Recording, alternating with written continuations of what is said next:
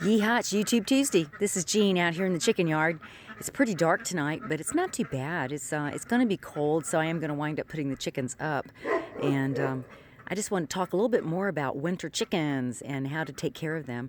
Remember last week we talked about that you don't really need to heat your coop, but you do need to have a nice coop that is solid and one that you have good ventilation at the top, but the bottom, it's dry, it doesn't leak, and you got plenty of roost. And one tip that we found, make your roost be a little taller than your nesting boxes, and they won't be so bad about sleeping in your nesting boxes. But if your nesting boxes are as tall as your roost, then they'll get up on there. But I just want to talk to you a minute about that. One way to keep your chickens warm is to be sure and give them a little bit of scratch, a corn grain mixture before it gets dark and they go to bed. That actually revs up their metabolism because they're digesting that, and it'll keep them a little warm. And we actually have the deep litter method in this big coop, which is a dirt floor. And then the straw is probably about a foot and a half deep, maybe more. And we clean it out a couple times a year. But the poop falls down and goes through the straw and hits the dirt floor, and it composts. And the rumor is that it kind of creates a little bit of heat just from the composting action. I can't really walk in there and tell, but I know sometimes when we open up the coop in the morning, it will be quite warm.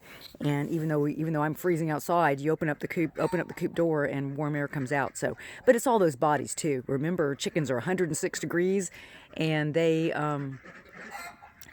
fluff up their feathers and trap that warm air, so to keep warm.